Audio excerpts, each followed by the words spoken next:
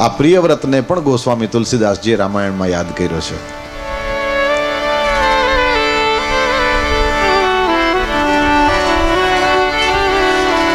લઘુ સૂત નામ પ્રિય વ્રત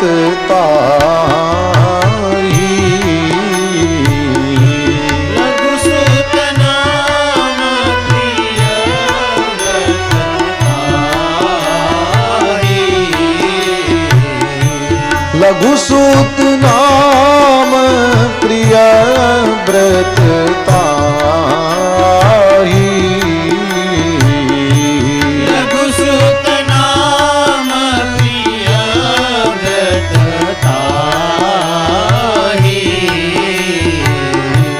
वेद पुराण प्रशंसहि जाहि वेद पुराण प्रशंसहि जाहि वेद पुराण प्रशंसहि जाहि पुराण प्रशंसहि जाहि मंगल भवन अमंगल हारी मंगल भवन अमंगल हारी द्रवहु सो दशरथ अजीर बिहारी द्रवहु सो दशरथ अजीर बिहारी मंगल भवन मंगल हारी मंगल भवन अमंगल हारी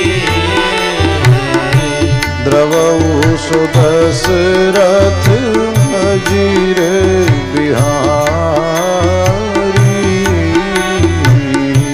द्रवहु सो दशरथ अजीर बिहारी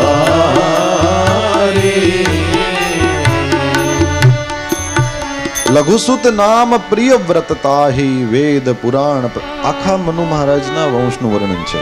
એમાં એના છોકરાઓના નામ દેવહૂતિ, પુનિતા, સુકુમારી વગેરે.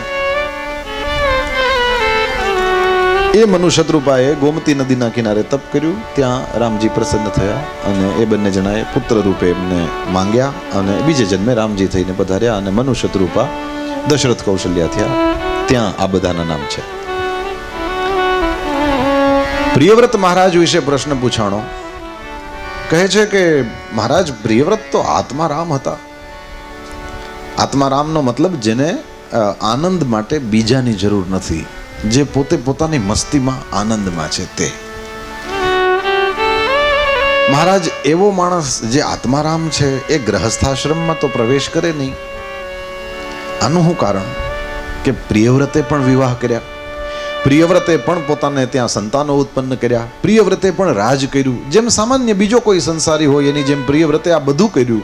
આનું કારણ શું? પરીક્ષિત રાજાના પ્રશ્નના ઉત્તરમાં શ્રી સુખદેવજી મહારાજ કથા સંભળાવે. બંને વાતો છે. એક, જેની મનોવૃત્તિ એવી છે કે જે એકલો જ મસ્ત રહે છે એવા માણસે ક્યારેય પણ આ ગ્રહસ્થાશ્રમમાં ઉતરવું ના જોઈએ. આના ઉપરથી એવું દેખાય છે. કેમ કે એ પોતાનામાં મસ્ત છે અને બીજાની જરૂર નથી, એટલે એ બીજાની એ જિંદગી બગાડે અને એને દુખી જોઈને પછી પોતે થશે, એટલે એ પોતા બેયની બગડે. જેનો સ્વભાવ સહજ જ એવો છે. આપણે ત્યાં સ્વામી વિવેકાનંદ થયા.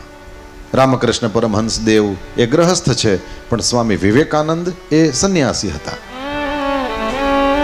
સ્વામી વિવેકાનંદને રામકૃષ્ણ પરમહંસે ઉપદેશ આપ્યો, એમની અંદર જ્ઞાન ભર્યું અને એ જ્ઞાની એવા વિવેકાનંદને ભારતના પ્રતિનિધિ બનાવીને અમેરિકા મોકલવામાં આવ્યા અને જ્યાં વિશ્વભરના જગત બધા ધર્મગુરુઓ ભેગા થયેલા.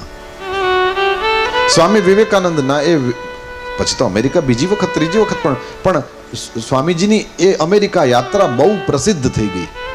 ત્યાં એમણે શું શું કરેલું છે ઘણી બધી બાબતો આપણને લખેલી મળે છે. એમાં એક ઘટના એવી છે કે એમાં સ્વામીજીની સામે કોઈ એક અમેરિકન સ્ત્રી, ત્યાં એ દેશમાં રહેનારી એ સ્ત્રી એની પાસે આવીને એમ કહે છે કે તમે મારી સાથે લગ્ન કરો. સ્વામીજી તરત પેલું નહીં, કારણ કે એ સમજી ગયા કે એ સ્ત્રી અહીંયાની છે, એને અમારી ભારતની પરંપરાઓ ખબર ન હોય કે સંન્યાસીને કોઈ આમ ન પૂછે, કપડાનો કલર જ કહી દે કે આ ગ્રહસ્થાશ્રમમાં જવા માંગતા નથી, આણે સંન્યાસની દીક્ષા લીધી છે. પરંતુ એના દેશમાં એ લોકોને ખબર ન હોય એટલે એ લોકો ભૂલ કરી બેસે, તો એની ઉપર આપણે ખબર નથી એટલે ક્રોધ ન કરાય. એટલે સ્વામીજીએ એને એમ કહ્યું કે તમે મને લગ્ન માટે કહો છો તો એનું કારણ શું છે? ચામડી ગમે છે? મોઢું ગમે છે? પેલી સ્ત્રીએ કીધું કે ના, એવું તો નથી. તો કહ્યું કે તમારા જેવા પુરુષને જોઈને મને એવો વિચાર આવ્યો કે આની દ્રષ્ટિ ક્યારેય બગડી નહીં હોય. આ પોતાના મનથી અત્યંત મજબૂત છે. તમારા જેવો તેજસ્વી પુરુષ દુનિયામાં હોઈ શકે એની કોઈ કલ્પના ના કરી શકે. અને સ્વામીજી હતા એવા. સ્વામી વિવેકાનંદને આજે પણ આપણાથી 6ઠી 7મી પેઢીએ દાદાનું નામ આપણને ન આવડતું હોય, પણ સ્વામી વિવેકાનંદનું નામ આપણને આવડે. આના ઉપરથી સમજી લેવું જોઈએ કે એ કેવા હશે. તરત જ કહ્યું, સ્વામીજી જેમ તમે મનના મજબૂત છો, તમારી આંખો ક્યારેય બગડી નથી, એમ મારી પણ આંખો ક્યારેય બગડી નથી. હારા માણસ તો દુનિયામાં બધે હોય ને, ખાલી ભારતમાં જ છે એવું સમજતા નહીં હો. એના જેવી તો મોટી ભૂલ નથી. હા, સપનામાંય ધર્મથી ન ડોલતા હોય એવા માણસો પણ વિદેશોમાંય છે. રોજ રામચરિતમાનસનું માસ પારાયણ કર્યા સિવાય પાણી ન પીતા હોય એવા માણસો વિદેશોમાં છે. હા,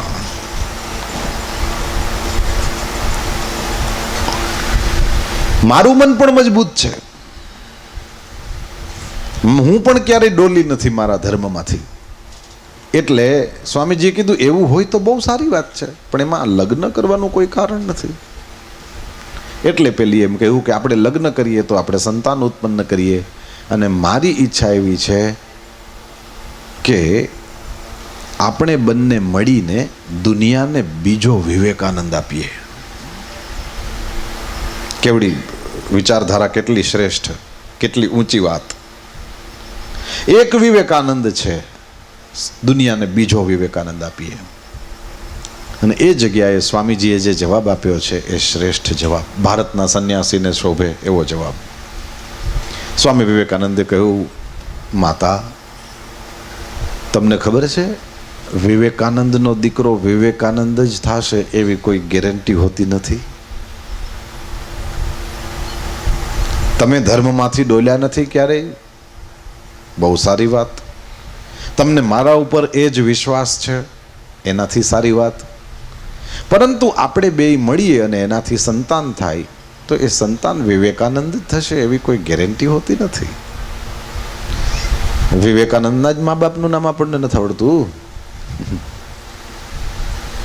તો વિવેકાનંદ જેવો દીકરો ક્યારે થાય એના માટે થઈને આપણી પાસે કોઈ પ્રમાણો નથી. કૃષ્ણને જુઓ અને વસુદેવજીના જીવનમાં એવી કોઈ ઘટના નથી દેખાતી, કે નંદરાયજીના જીવનમાં પણ આપણે કૃષ્ણ જેવી તો કોઈ ઘટના નથી જોતા ને. પિતા માતા ખરા, પણ એ બે જણા એવા કોઈ ગોવર્ધન ઉપાડવા જેવા ચમત્કારો કર્યા હોય એ કઈ વાત આપણે જોતા નથી. ભગવાન જેવું કઈ નથી જોતા આપણે. એટલે પરમ તત્વને આવવા માટે થઈને ક્યારે એને કઈ પ્રકારના કયા વ્યક્તિને પસંદ કરશે ને એના દ્વારા આવી જશે એના વિશે આપણે કંઈ જાણતા નથી. એની લીલા એ જાણે. પણ આપણને એ પાકી ખબર છે કે માતા પિતા બેય ધાર્મિક હોય તો એ છોકરું ધાર્મિક થશે એની કોઈ ગેરંટી નથી. અરે હિરણ્યકશિપુને ન્યાય પ્રહલાદ જન્મે, ક્યાં હિરણ્યકશિપુને, ક્યાં પ્રહલાદ, ક્યાં ઉત્તાનપાદ અને સુનીતિ, અને ત્યાં જુઓ ધ્રુવ છે. સ્વામીજીએ કહ્યું કે માતા તમે ને હું એક થઈએ ને એના વડે કરીને વિવેકાનંદ જ જન્મશે એની કોઈ ગેરંટી નથી. એટલે પેલી જરા નિરાશ થઈ પણ એમ કીધું કે મને તમે જે કહીને એમાં એક વાત બહુ ગમી કે તમે એવું ઈચ્છો છો કે વિવેકાનંદ જેવો તમારો દીકરો હોય, બરાબર? કીધું હા. કીધું તો પછી મારો છોકરો મારા જેવો થાય એનો કંઈ ભરોસો નથી, પણ આજે હામે ઊભો છે એ તો પાક્કું જ છે ને કે વિવેકાનંદ જ છે, તો મને જ તારો દીકરો સમજી લે ને. આમાં તો કોઈ શંકા નથી કે વિવેકાનંદ છે એ તો તું જ માને છે કે હું વિવેકાનંદ છું, તો સીધો સીધો હું જ તારો મને કબૂલ છે, મારા જેવડી મારી માં હોય એ. હું તો બધાને માની દ્રષ્ટિએ જોઉં છું, તને જોઉં. આ છે એટલે અંદરથી જેનો જેવો આત્મારામ જેનો સ્વભાવ છે એણે કોઈની જિંદગી બગાડાઈ નહીં. આ એક વાત. અને બીજી વાત, પ્રિયવ્રત મહારાજ આત્મારામ છે એ ગ્રહસ્થાશ્રમની અંદર કેમ પડ્યા? એટલે કે જેટલા ગ્રહસ્થો છે એ બધાય હવે નરકમાં જ જવાના છે ને આમાં પડ્યા એટલે હવે આને કોઈ દી આત્માનો આનંદ ન મળે ને એ પણ ભ્રમ છે. એ આની કથા પ્રિયવ્રતની કથા દ્વારા જ ખુલે છે વાત. સંસારમાં રહીને પણ અધ્યાત્મનો આનંદ આપણે પ્રાપ્ત કરી શકીએ છીએ એ વાત આની કથાથી પ્રગટ થાય છે.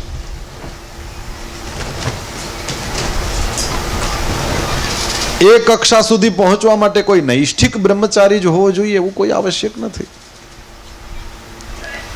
પ્રિયવ્રત મહારાજ મનુ મહારાજના નાના પુત્ર છે. પ્રિયવ્રત મહારાજનો સમય થયો એવે સમયે એમને સત્સંગ અત્યંત પ્રિય છે એટલે એ મંદરાચલની ગુફાઓમાં બેસીને શ્રી નારદજીની સાથે બહુ સત્સંગ કરતા. નારદજી તો ગજબના સત્સંગી છે ને, આના જેવું કોઈ નહીં. તમે બરાબર નોટ કરજો, જેને નારદ મળ્યા એને ભગવાન મળ્યા. ધ્રુવ જાતો તો વનમાં તપ કરવા, વચ્ચે નારદજી મળ્યા, ભગવાન મળ્યા. ખાલી 5 જ મહિનામાં મળ્યા. પ્રહલાદને માના પેટમાં ઉપદેશ નારદજી આપ્યો છે, ભગવાન મળ્યા. કંસને નારદજી મળ્યા, ભગવાન મળ્યા. હિરણ્યાક્ષને નારદજી મળ્યા, ભગવાન મળ્યા. જેને જેને નારદજી મળે છે એને ભગવાન મળે છે. નારદજી સત્સંગી છે, સત્સંગની વાતો થાય પ્રિયવ્રત અને નારદજીની વચ્ચે. ત્યાં એક સમયે મનુ મહારાજ જે પ્રિયવ્રતના પિતા છે એ આવ્યા. કીધું બેટા તમે સત્સંગ કરો એ તો મને ગમે, પરંતુ ભગવાનની આજ્ઞા છે, હવે તમારી ઉંમર થઈ, તમારે લગ્ન કરી લેવા જોઈએ, સંતાનની ઉત્પત્તિ કરવી. હજી તો સૃષ્ટિનો પ્રારંભ જ છે. બ્રહ્માજીથી મનુ મહારાજ થયા અને મનુ મહારાજથી આ પ્રિયવ્રત થયો. હજી તો સૃષ્ટિનો પ્રારંભ છે. આ ખાલી બ્રહ્માજીથી 3જી પેઢી છે ત્યારની વાત. અત્યારે સૃષ્ટિ કરવાની છે એ ફરજ છે. અત્યારે આપણે સત્સંગ સારો, પણ માત્ર સત્સંગમાં જ બેઠું રહેવું એ અયોગ્ય છે. સમજાય છે? જો તમારી ઉંમર કામ કરવાની હોય તો આવી રીતે વર્ષે દાડે એકાદ વખત ક્યાંક બેસીને 7 દિવસ કથાનું શ્રવણ કરો એ સારું. પરંતુ અહીંયા પૂરું થયું એટલે અમારી જેમ પછી વરી વાહેલા ન્યા બેઠા, ન્યા કથા સાંભળી, ત્યાંથી છોડીને વળી પાછા આગળ. સત્સંગ હારો, પણ અતિશય સત્સંગ જુવાન ઉંમરમાં બેઠું રહેવાની જરૂર નથી. રખેને કોઈ એવું સમજે કે હું સત્સંગની ના પાડું છું. સત્સંગ રોજ થવો જોઈએ, પણ એ એના માપમાં. પછી તમે 24 કલાક માળા લઈને બેઠા રહો તો એ અયોગ્ય છે. જો તમારી ઉંમર પ્રવૃત્તિ કરવાની હોય અને જો તમારી ઉંમર નિવૃત્તિની હોય તો સ્વાભાવિક રીતે જ નિવૃત્તિની અંદર બહુ પ્રવૃત્તિ કરવી એ પણ બરાબર નહીં. એવે ટાણે એવા માણસે સત્સંગમાં, અરે ભાઈ મંદિરોમાં પગારદાર માણસો રાખતા જ નહોતા. મંદિરમાં કોણ જાય તો કે હવારના પોરમાં શિરામણ કરીને ઉપડે મંદિરે, બીલીપત્ર તોડે, ફૂલ તોડે, પાણી ભરી આવે, મંદિર વારે ચોરે, પોતા થતા હોય તો પોતા, ધોવાતું હોય તો ધોવે, એકદમ ચકચકિત. સરસના ભગવાન જે કોઈ રામજી હોય, કૃષ્ણ હોય, રાધા કૃષ્ણ હોય, શંકર ભગવાન હોય એને સજાવે. પછી કીધું પછી ન્યા બેહીને શંકરના નામની ધૂન બોલાવે. સરસના ભગવાન મહાદેવ તૈયાર થઈ ગયા હોય એ પછી એના નામની ધૂન બોલાવે. પછી કીધું ન્યા તો બપોરાનો ટાઈમ થઈ જાય એટલે ઉપડે.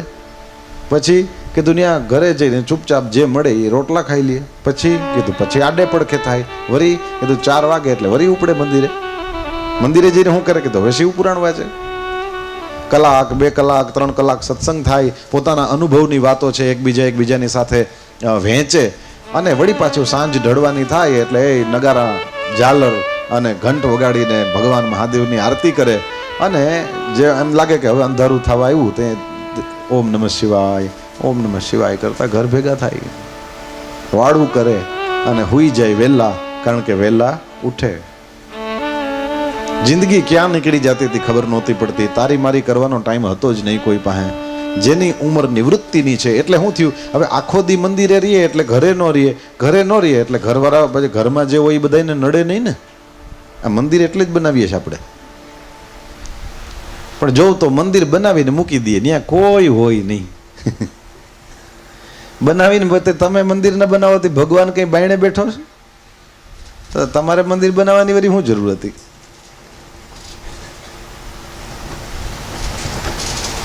મંદિરની અંદર આખો દિવસ ગઈઢા દેખાવા જોઈએ, એનું કલ્યાણ. કારણ કે ભગવાનની પાસે રહેવાથી વિચાર ભગવાન જેવા થાય. ત્યાં બેઠા બેઠા કંઈક સેવાનું કામ થાય. રૂ લઈને ગયા અને શિવપુરાણની, ભાગવતની, રામાયણની વાતો સાંભળતા વાયટું બનાવી. ભગવાનને ભોગ ધરવાનો છે તો કેળા, સફરજન, ચીકુ સુધાર્યા. જરાય નવરા નહોતા બેહતા અને ભગવાનનું નામ લીધા કરતા હતા, અને એમ કરીને જિંદગીમાં કોઈ દી કંટાળા નહોતા આવતા. યાદ રાખજો, ગમે એવી મદદ કરવાની ભાવના હોય, છોકરાઓને ગઈઢા જરા પણ એમ લાગે ખરું કે આ જરા કલાક 2 કલાક 5 કલાક બહાર જાય તો સારું. ગમે એવા હારા હો તમે, હું આ હાવ જાહેરમાં બોલું છું, ગમે એટલી તમે મદદ કરતા હો પણ 2 કલાક બહાર જાઓ તો હારા જ લાગો. જગ્યા જોઈએ ને, બધાને જગ્યા જોઈએ. આ તો આટલા બધા લોકો બેઠા છે પણ છતાંય એકબીજાને આમ ખોરામાં નથી બેહી ગયા, જરાક જગ્યા રાખી છે. એ એટલી થોડીક શ્વાસ લેવા પૂરતી જગ્યા બધાને ગમતી હોય. એ ખાલી આ જગ્યાની જ વાત નથી, ઘરની જ વાત છે. શીખો. રોજ હાંજ પેડે બહાર નીકળી જાઓ એટલે તમે વાલા જ લાગો, સવાલ જ નથી. એ જો અમારે કઈ નડતર નબર્યો રાજી થાય માણસ, પછી ગરમા ગરમ તમારે જી ખાવું હોય તમે બાપુજી હું ખાવું બોલો તમે, કેમ કે બાપુજી નડતો નથી. આ હાવ નાની છે પણ હોનાની ચાવ્યું છે સુખી થવું હોય તો. પણ માણસનું ઓલા છે ને, એકવાર એક કૂતરું રોડ ઉપર જાતું હતું અને જાતું જોયું તો એક સૂકું હાડકું પડ્યું હતું. મરેલ ઢોરનું કંઈક પગનું કે કંઈ હાડકું હશે. હાડકું જોઈને એના મોઢામાં પાણી આવ્યું, એટલે એણે હાડકાને મોઢામાં લઈને ચાવવાનું ચાલુ કર્યું. હવે હુક્કા હાડકામાં કંઈ માંસ લોહી કંઈ થોડું હોય. એણે જેવું ચાવવાનું ચાલુ કર્યું એટલે શું થયું કે હાડકામાં તો કંઈ હતું નહીં, પણ ઓલું હાડકું એના તાળવામાં લાગ્યું.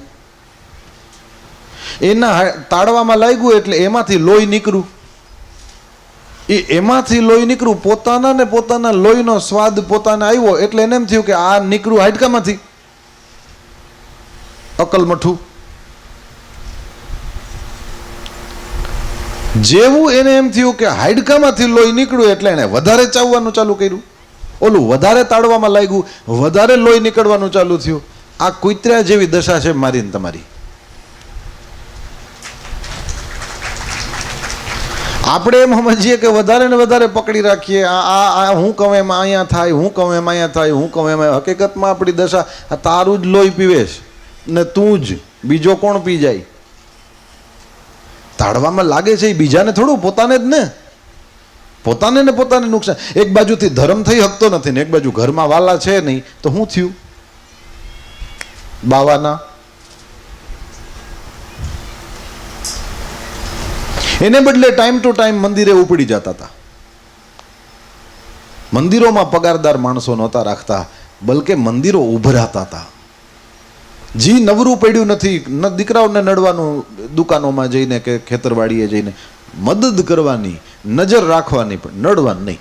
નક્કી એણે કરવા દેવાનું, પછી આપણે ભેરું થવાનું. તે હું નક્કી કર્યું છે, આમ હાલ હું તારી ભેગો છું. પડવા નહીં દેવાના, કારણ કે ત્યારે જો જરૂરત હોય ત્યારે તમારો અનુભવ લઈને તમે એની પાસે ઊભા રહ્યો ને તો વધારે વાલા લાગો. એને બદલે ઓણીએ માયગી ન હોય સલાહ છતાંય આડું આવે એટલે પછી એ ઓલાનો મગજ જાય એકવાર કે હવે મૂકો. હા આમ જ છે ને. તો પછી એને બદલે સામેથી મૂકી દો. આપણે ગઈકાલે વાત કરી ને કે જરાક છોકરા આમ લાગે કે તૈયાર થાય છે એટલે આપણે કહી દઉં છોકરાને અહીં મૂકતા જાજો, અમે સાચો છું, તમે તમારે ફરી આવો.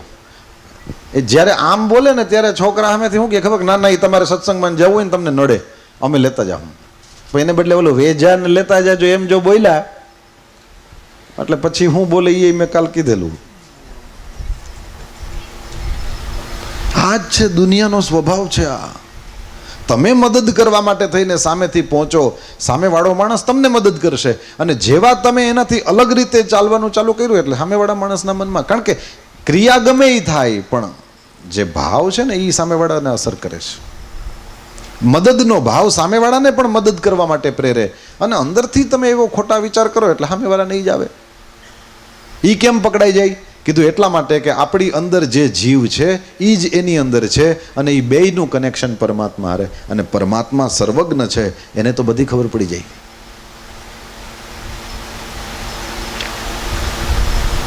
આવશ્યકતા છે આ નાનકડી વસ્તુને સમજવાની. આ સુખની ચાવી છે નાની પણ હોનાની ચાવી છે. સત્સંગ એટલા માટે થઈને જ આપણે ત્યાં, મતલબ કેમ જીવન પૂરું થઈ જાય ખબર ના પડતી. એક સમય છે કે હું જે કંઈ મને આવડતું હોય હું પૈસા માટે થઈને કામ કરતો હોઉં, પણ એક સમય તો એવો આવે ને કે જ્યારે પછી મારાથી આગળની પેઢી છે એણે સંભાળી લીધું હોય, હવે મારે પૈસા માટે કરવાની જરૂર નથી, કાંઈ વાંધો નહીં, પણ કામ કરતાં બંધ ન થવાય. જ્યાં સુધી શરીર હાલે ત્યાં સુધી કામ કરવું જોઈએ. તો હવે શું કરવાનું? કીધું હવે સેવા કરો. પહેલાં પૈસા વિના કંઈ કરતા નહોતા, પણ હવે તમને જે આવડે છે તમે બીજાને શીખવાડો. તમે જે જીવનમાં પ્રયોગો કર્યા હોય બીજાને, જે સાંભળવા માટે તૈયાર હોય એની સાથે વહેંચો. તમે જ્યાં માર ખાધો હોય બીજાને ચેતવો કે આમ ન કરતા હો, મેં નુકસાન કરેલું, આ રીતે ન કરાય. અને કોઈ સારી વસ્તુ હોય તો ચોક્કસ બીજાને કહેવાય કે આ રીતે આ સારું કહેવાય, આ કરો. અનુભવ વહેંચવા જેવું શ્રેષ્ઠ કંઈ નથી. બીજા બધાને મૂકો. ભગવાન દ્વારકાધીશ પણ પોતાની અંદર જે કંઈ જ્ઞાન હતું ને એ છેલ્લે ગયા તો ભેરું ન લેતા ગયા. ઉદ્ધવને બેહાડીને બધી વાતો કરી દીધી હો કે આ ચાવ્યું છે, પછી ગયા છે. આ દ્વારકાધીશ પાસેથી મારે તમારે શીખવાનું છે. મારી તમારી પાસે જે કંઈ સારી બાબત હોય, આપણને જે કંઈ આવડતું હોય, તમને જેના માટે પ્રેમ હોય અથવા તો જેને તમારા માટે પ્રેમ હોય એને પ્રેમથી શીખવાડો. અશ્વત્થામાં હગો દીકરો હતો પણ એને એટલું બધું જોયું કે આને વિદ્યા બહુ પચે એમ નથી, એટલે દીકરા પ્રત્યેના પ્રેમને હિસાબે બ્રહ્માસ્ત્ર છોડતા શીખવાડ્યું. પણ ઓલો અર્જુન પેટનો દીકરો નહોતો પરંતુ એ શિષ્ય હતો, એના ઉપર એટલું વાલ હતું કે એને બ્રહ્માસ્ત્ર છોડતાય શીખવાડ્યું ને પાછું વાર્તાય શીખવાડ્યું.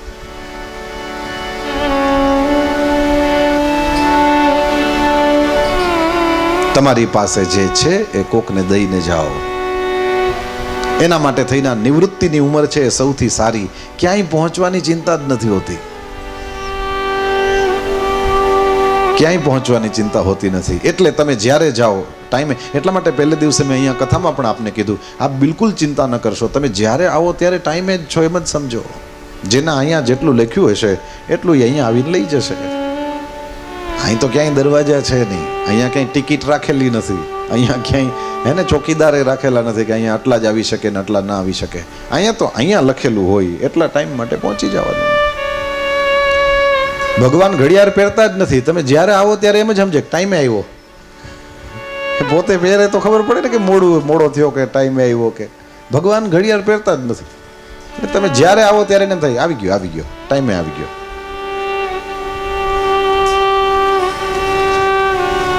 સત્સંગની બહુ આવશ્યકતા છે.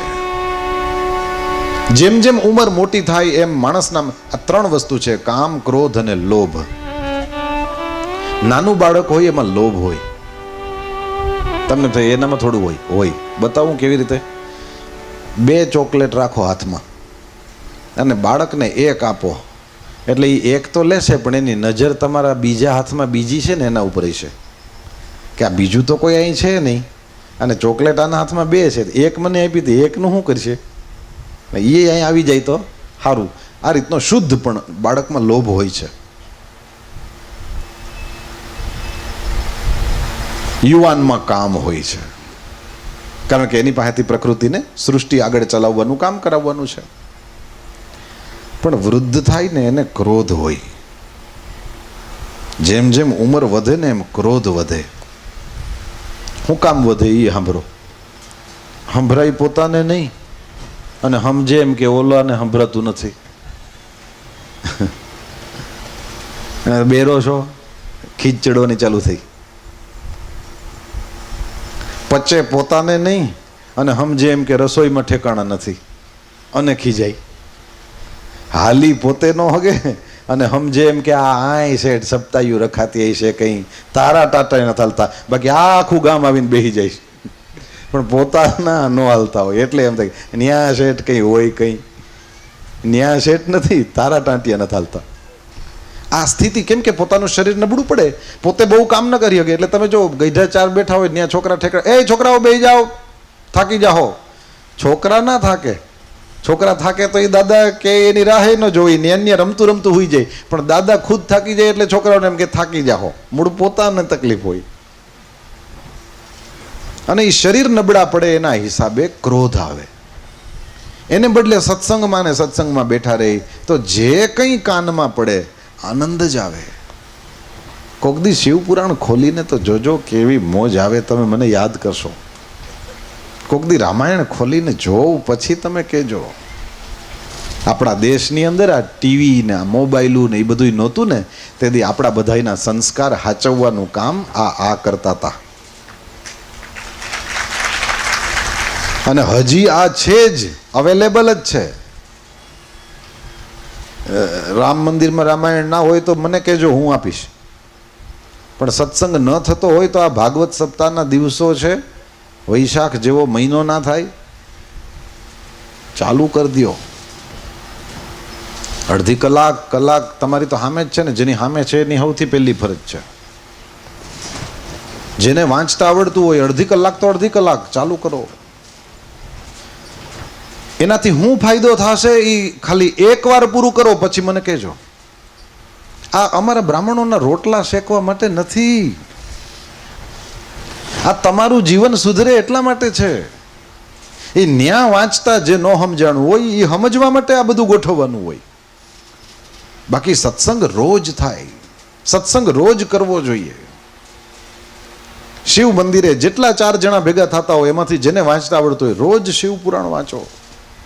રોજ લિંગ પુરાણ, શિવ પુરાણ, જેને વાંચતા આવડતું હોય. પુસ્તકો ન હોય તો કહેજો, શ્યામભાઈ મોકલાવશે. અહીંયા આવીને આપી જાય, લ્યો ને. ચાલુ કરો. સપ્તાહ થાય તો કંઈક તો થવું જોઈએ ગામમાં. હાવ એમને એવું ને એવું પડ્યું રહીએ તો કંઈ મતલબ નથી. યુવાનો જે આફ્રિકા વયા ગયા એ ભલે વયા ગયા, પણ જે અહીં છે એ કરો. જવાના છે એ જાજો પ્રેમથી, એમાંય કંઈ ખોટું નથી. પણ બાકીના આ કાલ ભાટીએ ગયા તે ઓલા કે અમે આને આફ્રિકા કહીએ. હું કામ કહેતા હોય કોઈ કે ત્યાંથી ઘણા આફ્રિકા બહુ જાય છોકરા. એવું છે? ખબર નહીં કે આફ્રિકા કહે. અને એક વસ્તુ તો હારી મને આમ બહુ સરસ લાગ્યું એ કે ગોકુલ પર તો હવે કહેવાય છે, બાકી તો સિદ્ધસર નામ છે આનું. સારું, હું સિદ્ધસરથી સિદ્ધસર જ આવ્યો પાછો. ભગવાનની બધી લીલા. જે મંદિર હોય, રાધાકૃષ્ણનું મંદિર હોય તો ત્યાં ભાગવતજી નિત્ય વંચાવવું જોઈએ. રામજીનું મંદિર છે તો મને એટલે ખબર કે ત્યાંથી આપણે પોથી પધરાવી. તમારું ઘર એની સામે, ત્યાં હું અહીંયા જગ્યા જોવા આવ્યો ત્યારે પણ એક વખત ત્યાં દર્શન કર્યા આપણે. એટલે રામનું મંદિર હોય ત્યાં નિત્ય રામાયણ વંચાવવું જોઈએ. નિત્ય. શિવ મંદિર હોય ત્યાં નિત્ય શિવ પુરાણનો પાઠ થવો જોઈએ. ભગવાન મહાદેવ પણ શ્રવણ કરે અને જે કંઈ શંકરના ભક્તો બેઠા હોય એ શ્રવણ કરે. શાસ્ત્ર એટલા માટે વાંચવાનું છે કે આપણને માર્ગદર્શન પ્રાપ્ત થાય, એની અંદરથી સાત્વિક આનંદ પ્રાપ્ત થાય. સત્સંગમાં બેઠા રહીએ તો કુસંગથી એની મેળે બચી જવાય. અને યાદ રાખજો, અડધી કલાક પણ રોજ કરેલો સત્સંગ પણ મારા તમારા ઉપર કામ કરે છે. ખીલી ખૂતાડવી હોય ત્યારે પહેલી વાર માયરા ભેગી અંદર ખૂતી જાય એવું ન હોય. ખીલી પાંચમે છઠ્ઠે ઘાએ કદાચ અંદર ખૂતે, પણ પહેલો ઘા, બીજો ઘા, ત્રીજો ઘા એ કોઈ નકામા નથી ગયા. એણે ખીલીને થોડી થોડી અંદર અંદર અંદર જવા દીધી. એમ દરરોજ અડધી કલાક થોડું થોડું થોડું થોડું વાંચવાનું ચાલુ કરો, સરસ રીતે થઈ જાય. ભાઈઓ બહેનો બધા મળીને, જેમ અહીંયા આવડી મોટી સંખ્યામાં બેસીને સત્સંગ કરો છો, તમારા મંદિરો ઉભરાતા હોવા જોઈએ. જેને જેને ટાઈમ છે. પછી એવું કરી શકો કે કોકની વાડીએ, ભાઈ આજે અમારે ત્યાં પ્રોગ્રામ છે, અહીંયા આવીને બધાય આપણે પાઠ કરશું, કંઈક હનુમાન ચાલીસા કરી, આ કર્યું, તે કર્યું. નથી આવડતું બોલતા જ નહીં, કેટલાય ભણેલા છે ગામમાં, એ લોકોને કહો તમે મોર થાઓ, બોલવાનું બધું તમે કરો, બીજી બધી સગવડ બીજા લોકો કરે. ગોકુલ છે તો ગોકુલ જેવું દેખાવું તો જોઈએ ને. અહીંયા વેરઝેર ના હોય, અહીંયા અદેખાઈને ઈર્ષાવું ના હોય.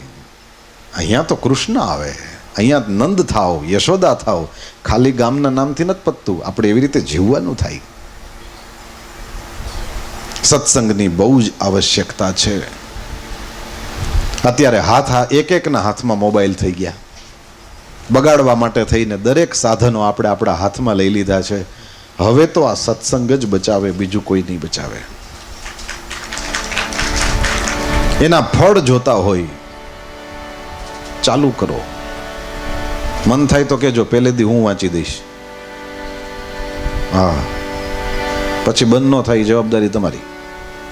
ઈચ્છા હોય તો કેજો, એક દી આપણે અહીંયા કરીએ.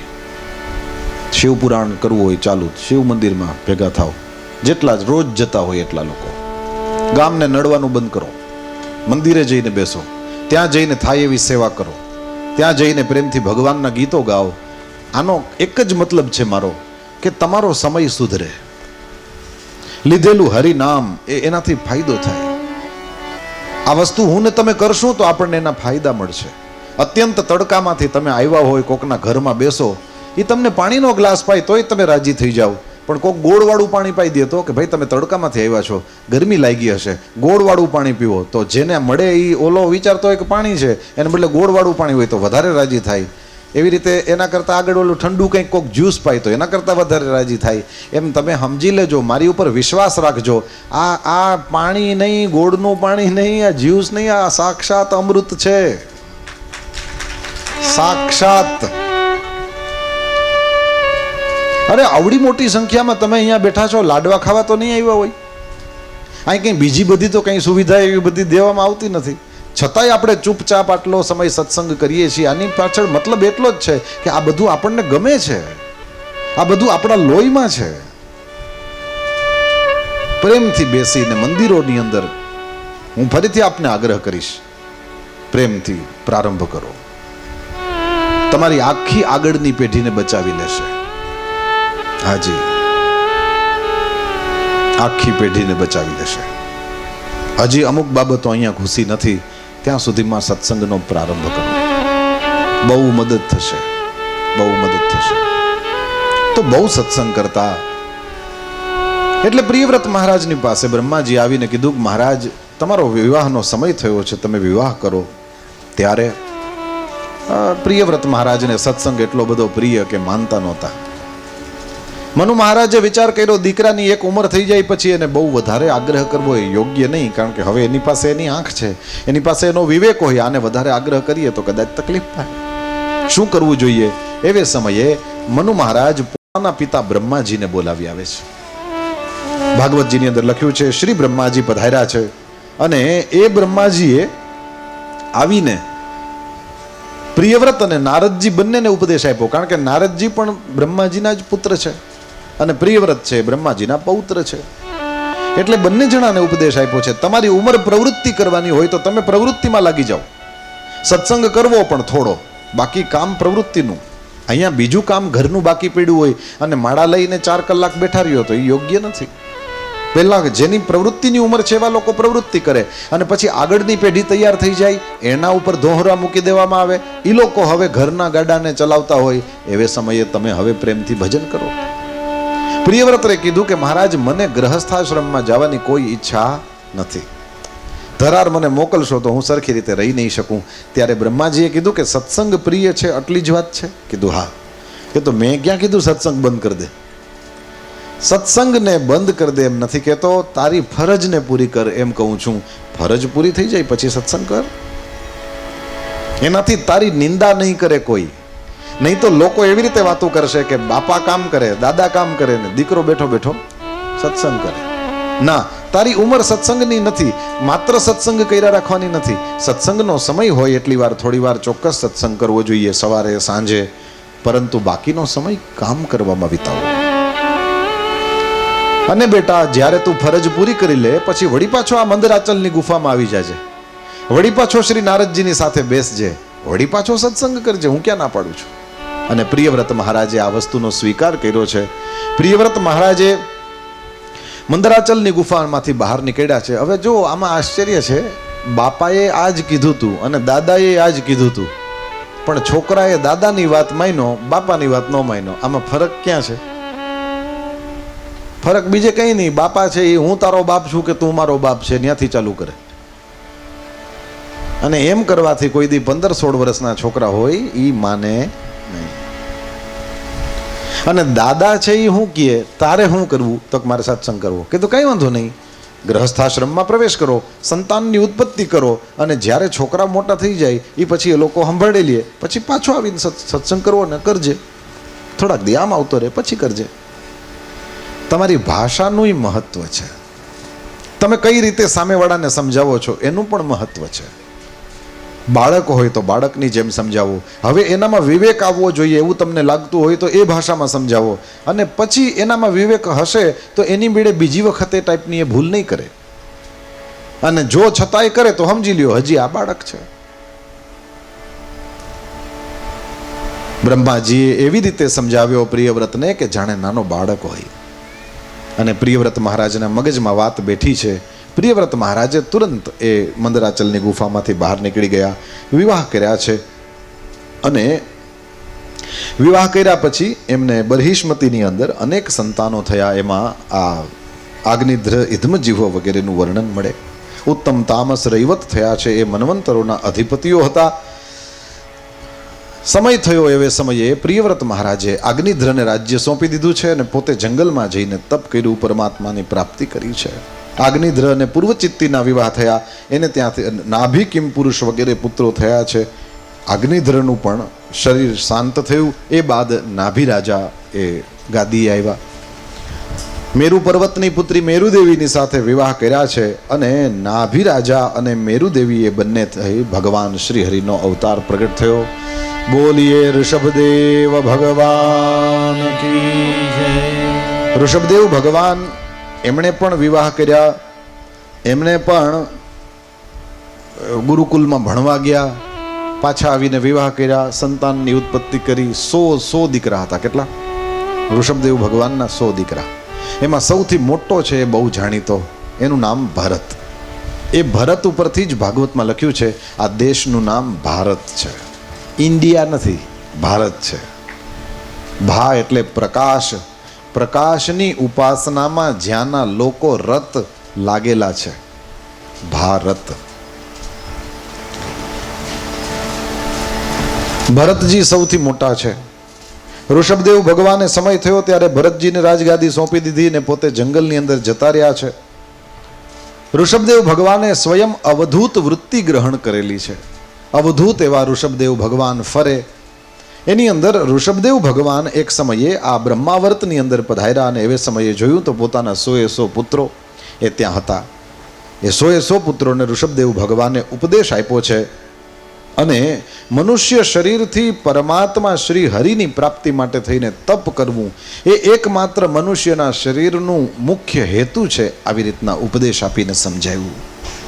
ભગવાનના દર્શન ન કરાવે, ભગવાન સુધી ન લઈ જાય એ ગુરુ નથી, એ સ્વજન નથી, એ પિતા નથી, એ મા નથી, એ દૈવ નથી, અરે પતિ પણ નથી. જો સમુપેત મૃત્યુમ ન મોચયેત. આ રીતના ઋષભદેવ ભગવાને દિવ્ય ઉપદેશ આપ્યો છે. પછી તો ભરતજી ગાદી આવ્યા અને આ તરફ ઋષભદેવ ભગવાન એ ફરતા હતા જંગલોમાં. એક દિવસ દાવાનળ લાગ્યો છે જંગલમાં અને ત્યાં ને ત્યાં ઋષભદેવ ભગવાનનું શરીર એ બળીને ખાખ થયું છે. પોતાના શરીરને બચાવવાની કોઈ ચેષ્ટા ન કરી. ઋષભદેવ ભગવાને પોતે પરમહંસોના ધર્મ બતાવ્યા છે. આ તરફ ભરતજી રાજા થયા અને ભરતજીએ રાજગાદી ઉપર બેઠા રાજ્ય ચલાવ્યું સરસ રીતે. સમય થયો ત્યારે પોતાના પુત્રોને રાજ્ય સોંપી દીધું અને ભરતજી જંગલમાં ગયા, જેમ એના પિતા ગયા હતા. ગંડકી નદીના કિનારે એ તપ કરે અને ભરતજી મહારાજે બધું છોડી દીધું અને ઈ ભરતજી એક હરણમાં ફસાણા એવી એક વાર્તા આવે. રોજ સૂર્યનારાયણ અર્ઘ્ય આપે, એક દિવસ દેતા હતા તો જોયું તો પાણીમાં એક નાનકડું હરણનું બચ્ચું તણાતું જાય. ભરતે એને બચાવ્યું. ના હવે એક તો હરણ સુંદર હોય, એમાં હરણનું બચ્ચું એકદમ સુંદર હોય. બહુ ગમ્યું એટલે પોતાની પાસે ખોડામાં બેસાડે ને હાથ ફેરવે ને બધું બહુ કરે, સાચવતા. હરણનું બચ્ચું ધીરે ધીરે મોટું થવા માંડ્યું, તોફાન કરે. ભરતજી હરણમાં એટલા બધા ચોંટી ગયા, એટલા બધા આસક્ત થયા કે હવે ભગવાનનું ભજન છૂટ્યું ને ઓલા હરણનું ધ્યાન ચાલુ થયું. હરણનું ધ્યાન રાખે. પૂજા કદાચ બહુ હરખી રીતે ન થાય તો છોડી દે, પણ ઓલા હરણ હાટું કૂણું કૂણું ઘાસ ગોતી આવે.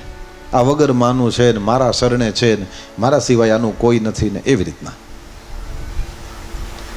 અહીંયા ભાગવતકાર મને ને તમને સાવધાન કરે છે, આ ભરત એટલે હું ને તમે, અને આ હરણ એટલે દીકરાના દીકરા અને દીકરીના દીકરા. ખોડામાં લઈને બેઠા રહીએ, ઓલા હરણને જેમ ભરત હાચવે રાખતો એમ આ બધાય આ જ કરે. ભવ ભય હરણનું ચિંતન છૂટે અને હરણનું ચિંતન ચાલુ થાય. ભગવાનનું ચિંતન છૂટે ને જો ભગવાનને બદલે સંસારનું ચિંતન ચાલુ થાય. બાળકને ખબર નથી કે દાદા કે દાદી પૂજામાં બેઠા છે, પણ દાદા દાદીને તો ખબર છે કે અત્યારે મારો પૂજાનો ટાઈમ છે. જો એવે ટાણે ભગવાનને મૂકીને જો સંસારને હાથમાં પકડ્યો, કારણ કે સંસાર હોય સરસનો, એને હરણ સુંદર ને એમાં હરણનું બચ્ચું તો બહુ સુંદર, એમ આપણા એ બચ્ચા બહુ સુંદર, એટલે એમાં મન જાય, એની કાલી ઘેલી ભાષામાં મન જાય. પણ જ્યારે હાથમાં માળા હોય ત્યારે યાદ રાખજો, માના પેટમાં આપણી ભેરું કોઈ નહોતું, એમ ચિતા ઉપર પણ આપણી ભેરું કોઈ હશે નહીં. સાવધાન. કમસે કમ જેટલી વાર ભજન કરતા હોઈએ એટલી આપણે જેવું આપણાથી થાય એવું ઝીણું મોટું જે કરતા હોઈએ, પણ એટલી વાર એકલા રહ્યો મનથી, એટલી વાર મનમાં કોઈ નહીં. નહીતર ઘણા આમ એકલા પણ આમ મનમાં મેળા હોય. મનમાં મેળા હોય તો એકલા શરીરથી બેઠાનો પણ કોઈ મતલબ થતો નથી. અને અહીંયા બેઠા બેઠા તમે પ્રેમથી જપ કરતા હો, એ કાનમાં ભગવાનની કથા જાય ને બાકી ઓમ નમો ભગવતે વાસુદેવાય, ઓમ નમો ભગવતે વાસુદેવાય આ કરો તો મેળાની વચ્ચે જ બેઠા પણ એકલા. ભરતજી હરણની અંદર આસક્ત બન્યા છે. મૃત્યુના સમયે પણ હરણનો જ વિચાર કરી રાખ્યો. ભગવાને બીજા જન્મમાં હરણ જ કર્યા. આ નિયમ છે. નહીં આ બાળકોના જન્મ થાય તો આનું નાક તો એની દાઢી જેવું જ છે. નાક દાઢી જેવું નથી, દાઢી જ છે. આ છૂટે એમ હતી જ નહીં. આનો મોક્ષ થવાનો નતો. કાન દાદા જેવા, કાન દાદા જેવા ને દાદા જ આવ્યા છે. આ છૂટે એમ હતા જ નહીં. આણે માળા લીધી જ નથી. આણે છોકરાઓનો જ વિચાર કરી રાખ્યો છે. અંતમાં જ્યાં બુદ્ધિ જાય બીજે જન્મે ભગવાન આપણને ન્યા જ મોકલે. બીજે જન્મે ભરત જેવા ભરત, જે સ્વયં ભગવાનનો દીકરો છે, ઋષભદેવ ભગવાન છે, એનો દીકરો છે, અને ઈનો ઈ ભરત, જેના ઉપરથી આ દેશનું નામ ભારત, ઈ ભરતને પણ મરવા ટાણે જો હરણમાં બુદ્ધિ ગઈ તો બીજે જન્મે ભગવાન એને હરણ કર્યા. હરણનો જન્મ પૂરો થયો અને પછી ત્રીજે જન્મે બ્રાહ્મણ બન્યા છે. નક્કી કર્યું કોઈનો સંગ કરવો નથી, તે કોઈનો સંગ ના કર્યો. ભાઈઓએ જોયું કે ગાંડા જેવો છે એટલે ખેતરે બેહાડી દીધો. ખેતરે બેઠા હતા. એક દિવસ રાત્રિના સમયે ભીલ રાજાના સૈનિકો આવ્યા ને એને ત્યાંથી ઉપાડી ગયા અને ભરતને ભદ્રકાલીની સામે ઊભા રાખ્યા બલિ દેવા માટે થઈને. ભદ્રકાલીએ જોયું કે ભગવાનનો ભગત મારી સામે આવી રીતના કપાઈ જાય તો હું ભગવાનને શું મોઢું બતાડું, એટલે ઓલા ભીલ રાજાના સૈનિકો જ્યાં ભરતને એનું માથું કાપવા જાય એના પહેલા તો માતાજીની મૂર્તિ ફાટી અને એની અંદરથી માં પ્રગટ થઈ અને એણે જે ભરતને મારી નાખવાના હતા એ બધાઈને મારી નાખ્યા. હારા માણસ ઉપર કરેલો ઘા ચોક્કસ પાછો આવે. કોઈ દી હારા માણસ ઉપર ઘા ન કરવો. મનમાં એ હારા માણસ વિશે કોઈ દિવસ ખરાબ વિચાર ન કરવો, નહીતર એનું કાંઈ પણ અહિત ન થાય પણ આપણું થાય.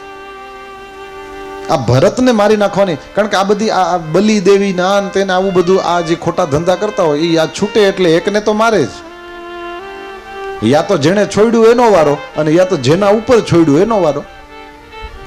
હવે જેના ઉપર છોડ્યું છે જો પવિત્ર હશે, જેના ઉપર છોડ્યું એ જો કદાચ ભગવાનનો ભગત હશે, તો એનો વાળે વાંકો નહીં થાય. રામ રાખે એને કોણ ચાખે, એનો તો વાળે વાંકો નહીં થાય. સીતાજીનો વાળ વાંકો ના થયો, પણ રાવણનો પરિવાર અને રાવણની લંકા બધુંય ખતમ થઈ ગયું. સારા માણસ ઉપર ક્યારેય ઘા. ભગવાનને કેવું, પ્રભુ અમારે થોડું ઘણું સહન કરવું પડે તો ભલે, પણ અમે કોઈ દિવસ સારા માણસ માટે થઈને મનમાં કોઈ દુર્ભાવના ના લઈ આવીએ, એવી કૃપા કરજો. ભરતજી માની કૃપાનો કરતા વિચાર કરતા કરતા આગળ વધ્યા છે. રહુગણ રાજા મળ્યો, ભરતજી એની ઉપર પણ કૃપા કરી છે. અને એ બાદ ભૂગોળ ખગોળની ચર્ચા આવે ભાગવતજીમાં, અને એ બાદ નરકનું વર્ણન છે. એ શું છે, હવે તમારે ચા પાણી પીવાનું બાકી હોય ને નરકની વાતો કરવી એમાં મજા નહીં આવે. તમે પહેલાં તાજા માજા થઈ જાઓ, પછી આપણે ઈ સાઈડ આટો મારીએ. ને છે હું જોઈએ તો ખરા, આ બધા બોલે ને બહુ નરક હોય ને આન તેન. આજે આપણે નિરાતે જોઈએ નરકમાં છે હું, અને કઈ કઈ ટાઈપની ત્યાં ફેસિલિટી છે, અને ત્યાં જઈએ તો કઈ રીતે સ્વાગત કરે, હું જે ખાવા પીવા દઈએ, અને કઈ રીતના હોય છે, આપણે નિરાતે જોશું. તો પહેલાં ચા પાણી પીને તાજા મજા થઈને આવો. કૃષ્ણ કન્હૈયા લાલ કી જય.